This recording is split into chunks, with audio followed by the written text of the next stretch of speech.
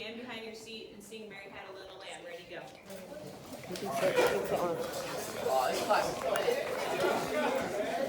Non-dominant hand. And dominant hand. So in our head. Mary Had a Little Lamb. Oh, that's Marcus Dennis. What are you doing? Our name? Yeah. You want a last name?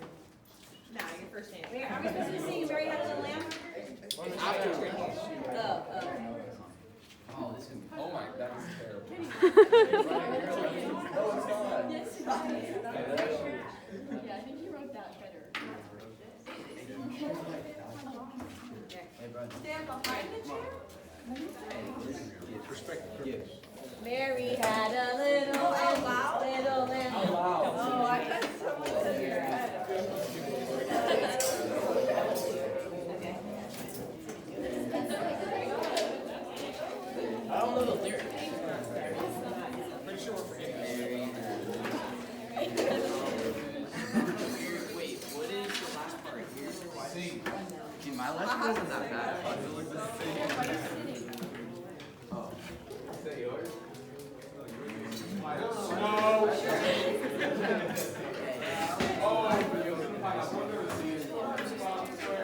Really good.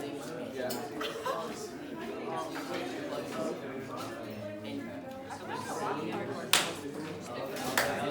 Yeah, no. No, she didn't tell us to sit down. So we can't know.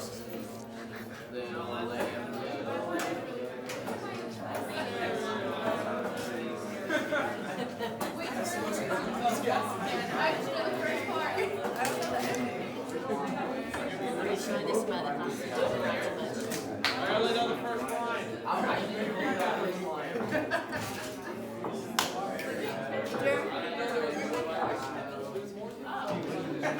There's more. Alright. Have a seat, have a seat, have a seat. You know, I've done this activity in college courses, so I don't know if you all know my background, but I'm a professor at Cal State Sacramento. I coached at UC Irvine and I coached at UCLA for 4 years, and I coach with the USA men's volleyball team currently.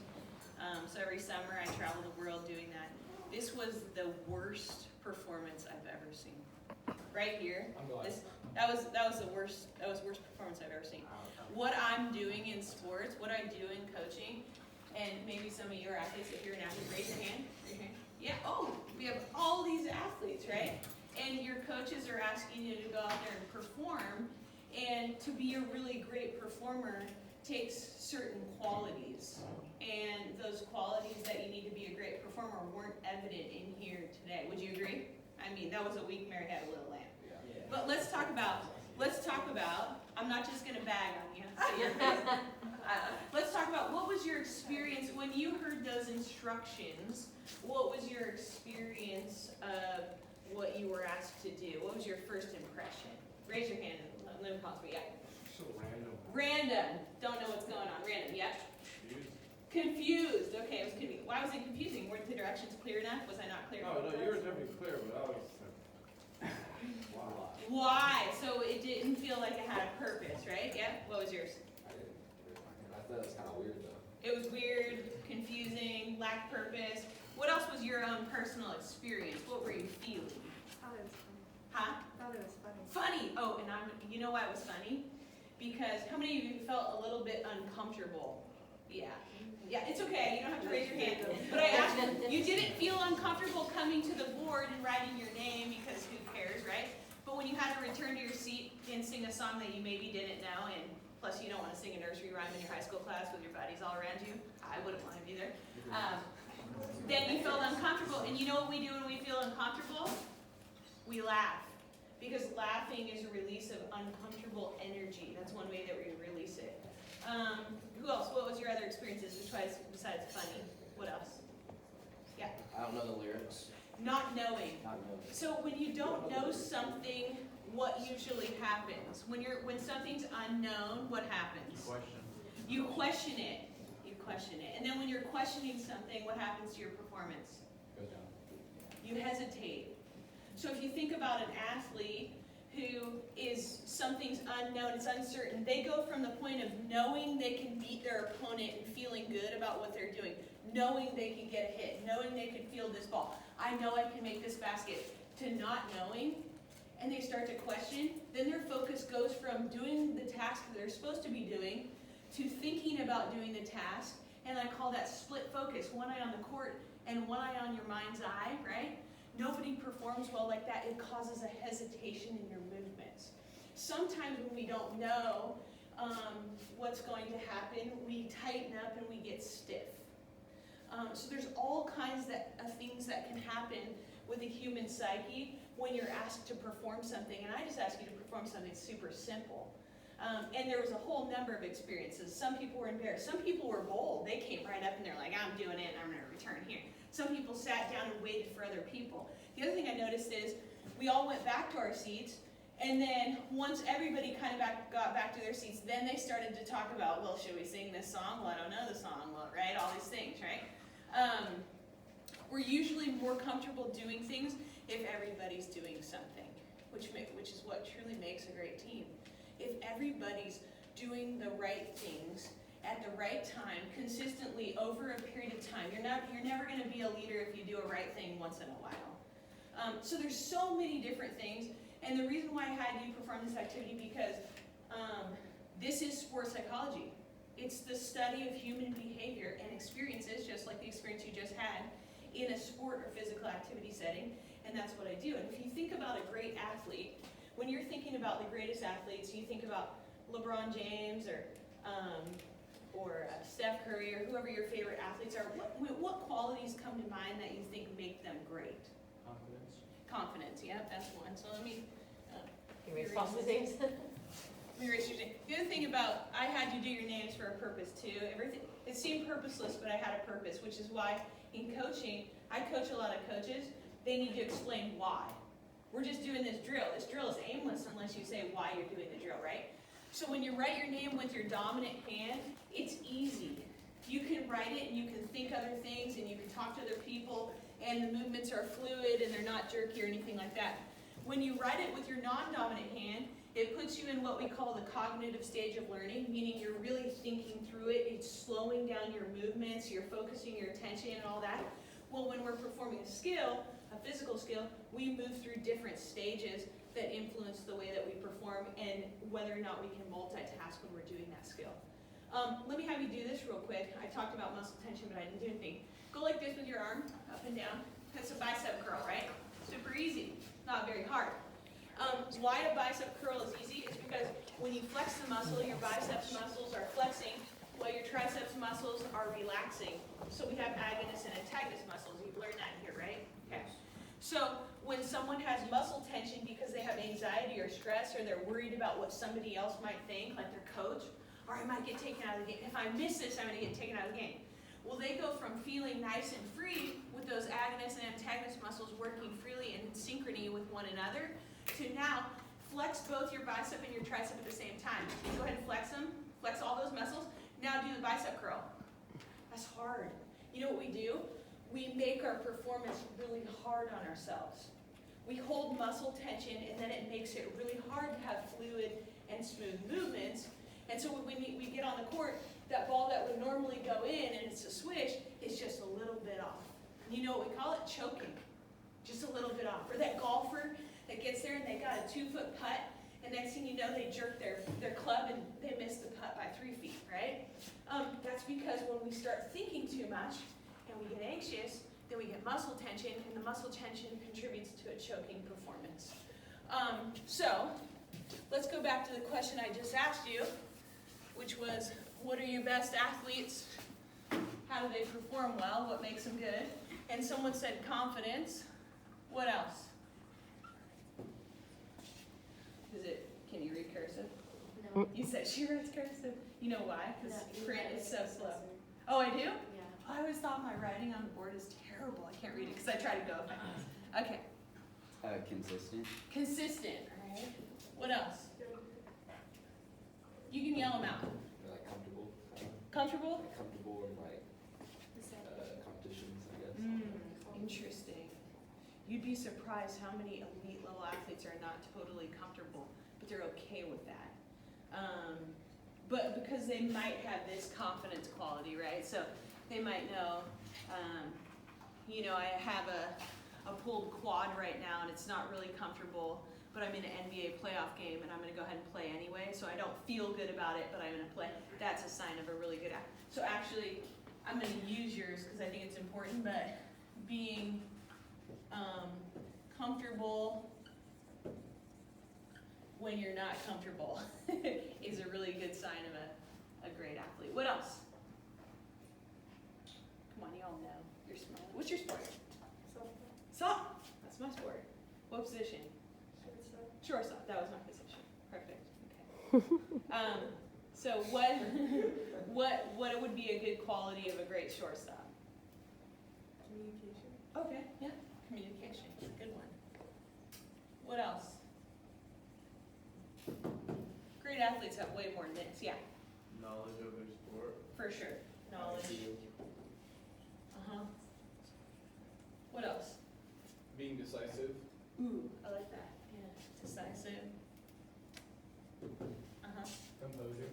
Composed. Leadership. Leadership. All right.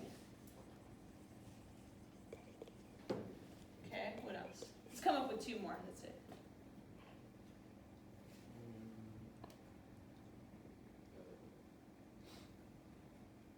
Two more. What makes a great athlete? Why was Michael Jordan so great?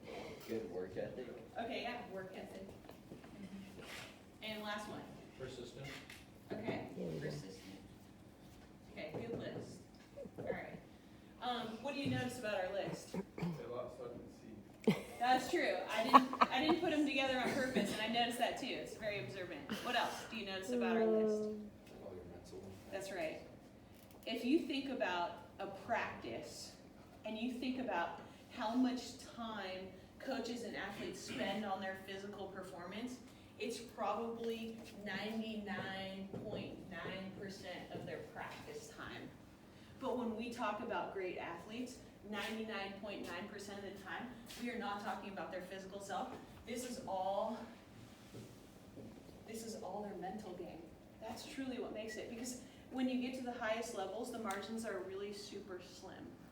And what's going to make the difference is not whether you're physically superior or not, because everybody's very similar.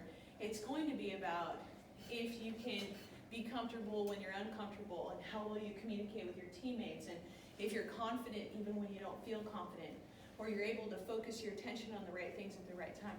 And this is essentially what I do in my job. So I just wanted to do a little activity to give you an example of what does a sports psychologist do? Well, I go into a team and I try to figure out where the team is now, where the athlete is now, or where the coach is now, and where they want to be, and what are all the roadblocks that they have in the way of getting them there. And usually they're these things right here. They don't communicate well, they don't work well together as a team, they don't focus on the right things, they're anxious, they don't lack confidence, all those things, and then help them get better at those things.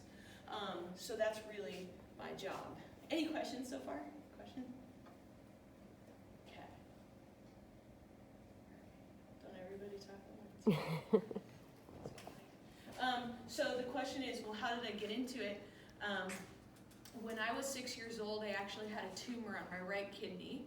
And what happened was it was poisoning my body because your kidneys are responsible for filtering all the waste in your body. This is why this is good for a kinesiology class, because you kind of already know this stuff, right? So I spent 1 year in the hospital having multiple surgeries. And when you have something like major like this, I also wore a colostomy bag, which drained the waste from my kidney into a bag during my whole first grade year. And when you survive something like that, you can come out of it with one or two mindsets. One is, why me? How come this has to happen to me? And this is terrible, and I have to go through all these surgeries and be alone in a hospital bed at a young age and all these things.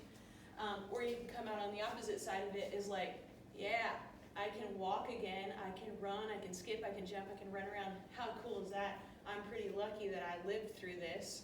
And I'm functional. And so I'm going to take advantage of every single day that I can move. I'm going to take advantage of that. So I was a little kid who loved sports. Throwing balls, kicking, didn't matter what it was. played soccer, basketball, volleyball, track and field, any sport I wanted to play it.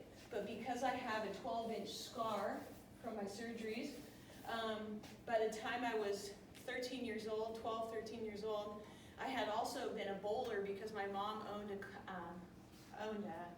clothing store next to a bowling alley. And when I was in the hospital all that year, the owners of the bowling alley, when I got healthy again, sponsored me to work with a professional bowler. So I learned how to bowl at a really high level. Well, when you're a good bowler, you use a very heavy bowling ball. So at the age of 10, 11, 12, I had a 16-pound bowling ball. And I threw that ball on the right-hand side of my body, where my scar was. And after a period of time, I'm going to turn my back to you. When I roll my ball on this side, this side, this side, this side, and also have a scar that's pulling my body to the right, by the time I was 12, I had several disc herniations in my spine with sciatic nerve damage down my right leg. So when I was in high school, I played volleyball, basketball, and softball, but by the time I was a senior, I couldn't even move. I had 3 epidural cortisone injections in my spine. I went to multiple orthopedic surgeons, and they said, if you want to move and you want to be able to have a functional life, you're probably going to need back surgery. But because I already had so many kidney surgeries, my mom said, no, she's 16 years old. She's not going to have another surgery, and let's just stop all the sports. So my senior year in high school, I went from the kid that all I wanted to do was play sports and be a college athlete. I always thought I'd be a college athlete, to not moving at all. And I always thought that I'd play softball in college and then I'd get a scholarship, and I had many coaches looking at me prior to my back going completely out, which happened at the beginning of my senior year. Well, junior year I was out part 2. So for 2 years, I always thought, hey, sports is going to be my ticket to college, and it wasn't. And in the meantime, guess what else wasn't? School. Because I wasn't very good at school, to be honest with you. School didn't come very easy for me. And when I took the exams that you guys have to take, the SATs and the PSATs and the standardized testing that you take in high school to get into college, I tested into remedial math and English. So my entire first year of college didn't count toward graduating. And not only was it not counting toward graduating, but I also wasn't playing sports. So you can imagine it was really depressing. I was going to school, it was purposeless. I didn't know what I wanted to do when I grew up. And I thought, I don't have the one goal I ever wanted was to play a college sport, and now I'm not playing it. And I'm not even moving. So for 2 years I did rehabilitation, transferred schools, walked on at Sac State, the softball team, hadn't picked up a ball in 2 years, and went to the softball coach's office and said, do you hold a tryout? I'd like to play softball. And she said, yeah, as a matter of fact, we are this year because we have a lot of people. And it'll be on a Wednesday, 3 weeks from now, come out to the field, whatever. So 47 girls tried out that day as walk-ons, and they were going to take 2 people, a pitcher and a fielder.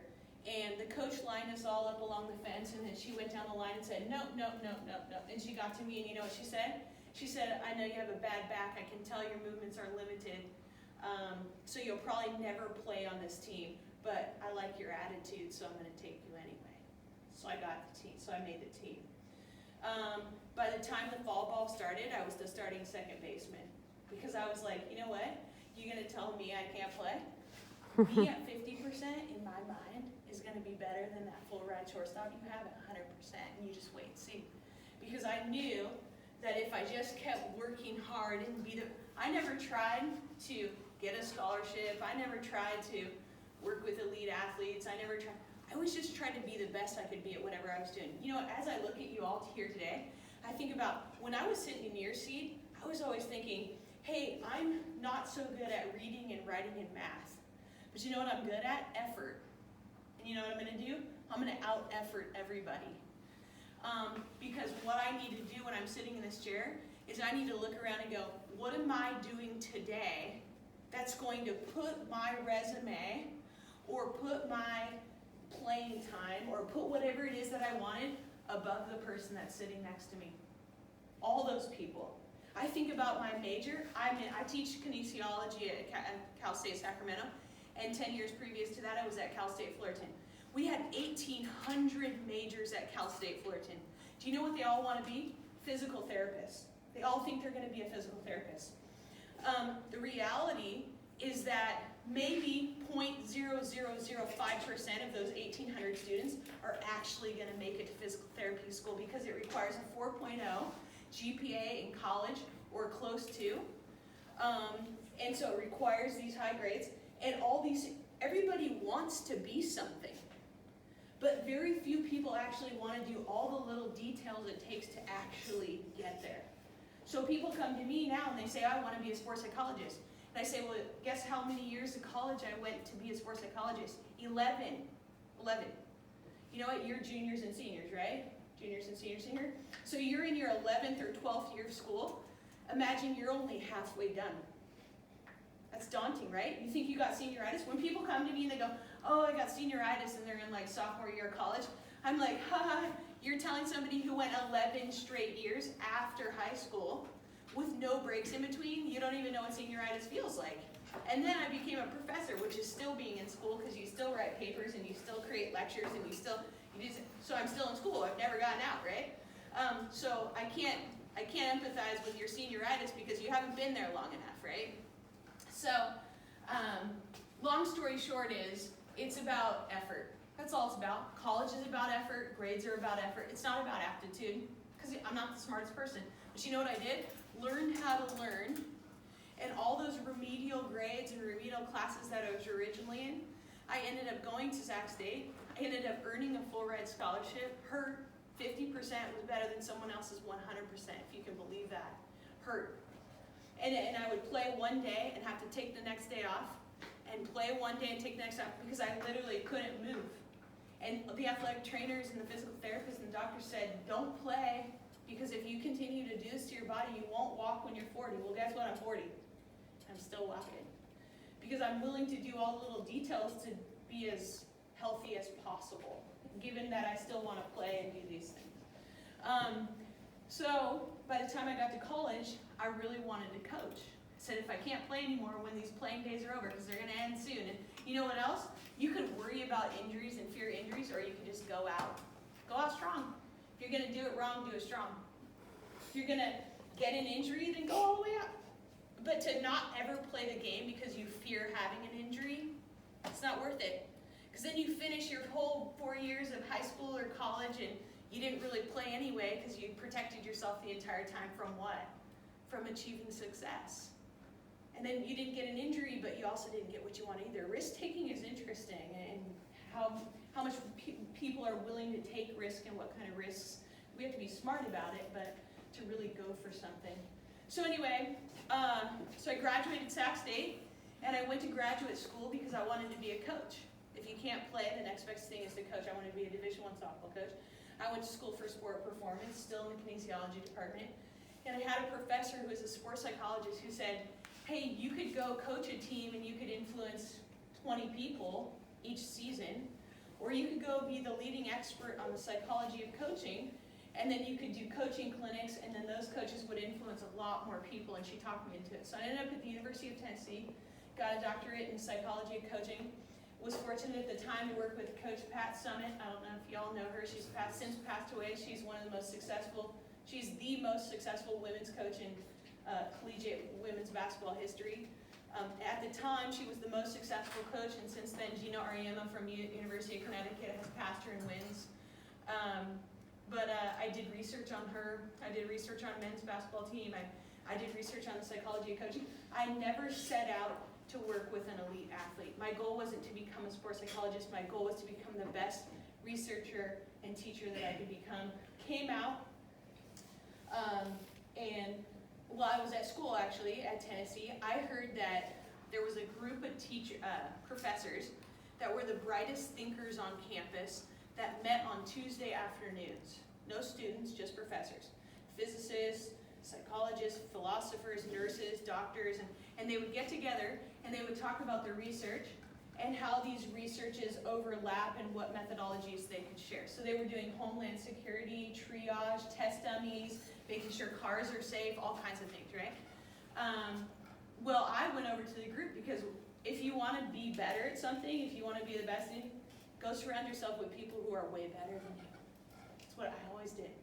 In athletics, I never wanted to beat somebody. I want to be with the kids who are way better than me. That's how I'm going to get better. I don't want to be with someone I can beat. I don't want to win. I want to continue to get beat so that it drives me to get better. So I went and I sat in this group for 2 years. And one day a nurse leaned over to me and she said, "You're the only student that comes to this group, and you always just listen, but you never say what you do your research on." And I said, "Well, that's because you people are saving lives, and I studied coaching in sports, so I'm just listening." And she said, "Well, my son is a coach, and he would really love to hear about your research. Would you meet him?" And at the time, I thought that he was going to be a high school coach in Knoxville, Tennessee, because that's where we were. So I said, "Sure, I'll meet him." So I went and met this guy in a Mimi's Cafe in Farragut, Tennessee. And he shows up, and he's a tall guy. He actually wasn't from Tennessee. He was visiting his parents from California. He's from Southern California, and he happened to be the head men's volleyball coach at UC Irvine. And we talked stories, and we exchanged coaching information and all these things. And we actually became pretty good friends. Within the next 6 months, I got my first professor job at Cal State Fullerton, which is about 20 minutes from his school, UC Irvine. And he was the only person that I knew in Southern California when I moved there. And in the meantime, he was in his 5th year as being a head coach. 5 years, that's it. And they were playing in the national championship match in Ohio. So I said, "Hey, I'm going to come up watch your match before I move across the country." And he said, "Okay." So they actually won. So I was there for his first national championship as a very young coach in his 5th year coaching. And we became good friends, and I went on to be a professor, and he did his coaching thing. And in my 5th year of being a professor, he called me one day and said, "Hey, I'm really good at the X's and O's of coaching, but I want to be better at all this stuff right here. Why don't you come be my assistant coach?" And I laughed because I was a softball. Volleyball's not my sport. Sure, I played in high school, but that doesn't count. I didn't study the game of volleyball. So I laughed and said, "Well, I'm already a professor at another school. No chance, not going to happen." And after a lot of bribing and all this stuff, he talked me into it. So I did 2 jobs one year, professor and coach at 2 different universities. And we finished the season winning a national championship. So the following year, UCLA called us up and hired us up at UCLA, and I took a leave of absence from teaching and coached at UCLA for 3 more seasons. And in the meantime, we took the USA men's national team job, and like I said, that's taken us all around the world. So many different countries, Asian countries, European countries, South American countries. We travel all over. It's a very grueling schedule. So then the question is, well, how do you become a sports psychologist? And the real answer is, you're never going to open the internet and see an advertisement for a sports psychologist. You're never going to see an average salary. Because those jobs just don't exist. So when people want to be a sports psychologist, I tell them to do one of 3 things. Become a coach, because as a coach, I'm not really a sports psychologist. You know what I am? A coach. You got a coach that teaches the technical side, a coach that teaches the tactics, the game strategy, and other things, and a coach that coaches the behaviors and the communication. So like when I'm with my team, I treat them like I'm a coach. They treat me like I'm a coach.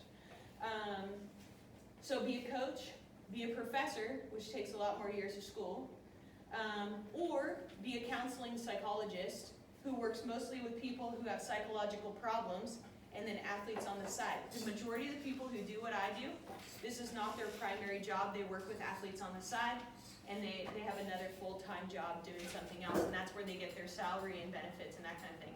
I've just been fortunate where I've been able to work with, simply because I was trying to be a leading researcher and a person who was knowledgeable in coaching, that I got lucky that I worked with an elite level team.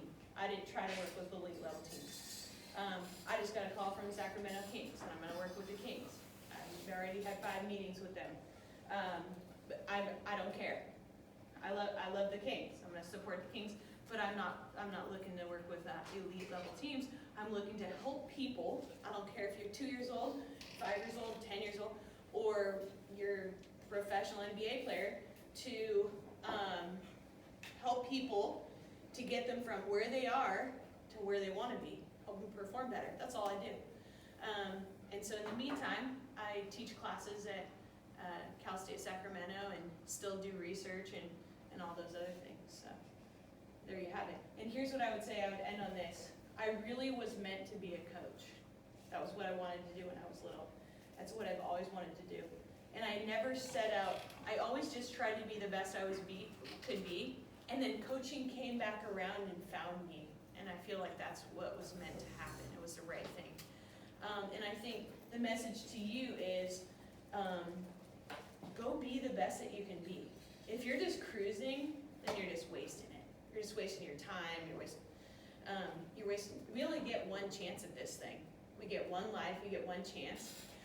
And you never want to look back on the things that you were doing and say, man, if I just would have tried a little bit harder, if I just would have focused a little bit more, if I would have put a little, maybe I could have done that. Well, that's living with a regret. And here's the other message I would tell you. Who cares what anybody else thinks? You got to start adopting that attitude now. High school's hard. College is hard. Junior high school's hard. Growing up is hard.